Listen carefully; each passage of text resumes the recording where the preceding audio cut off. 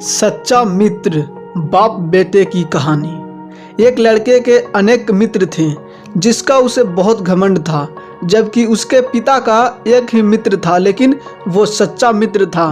एक दिन पिता ने बेटे से बोला, तेरे बहुत सारे दोस्त हैं, उनमें से आज रात तेरे सबसे अच्छे मित्र की परीक्षा लेते हैं।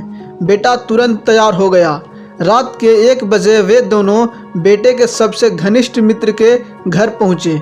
बेटे ने दरवाज़ा खटखटाया, दरवाज़ा नहीं खुला। बार बार दरवाज़ा ठोकने के बाद अंदर से बेटे का दोस्त उसकी माँ जी को कह रहा था कि माँ कह दे कि मैं घर पर नहीं हूँ। यह सुनकर बेटा उदास हो गया, अतः निराश होकर दोनों लौट गए।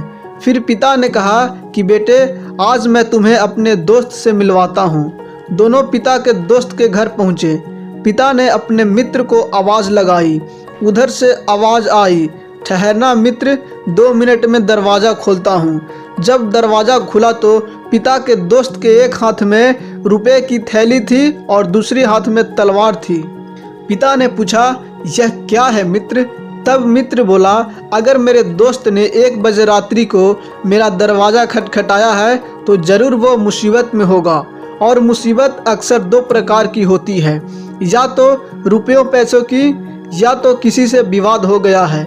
अगर तुम्हें रुपए की आवश्यकता है तो ये रुपए की थैली ले जाओ, और किसी से झगड़ा हो गया है तो यह तलवार लेकर मैं साथ चलता हूँ।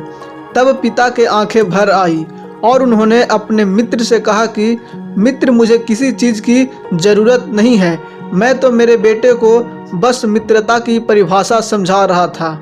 ऐसे मित्र ना चुने जो खुदगर्ज हो और आपके काम पड़ने पर बहाने बनाने लगे। अतः मित्र एक चुने, लेकिन नेक चुने। तो दोस्तों, ये रही हमारी छोटी सी कोशिश आपको मोटिवेट करने के लिए। धन्यवाद।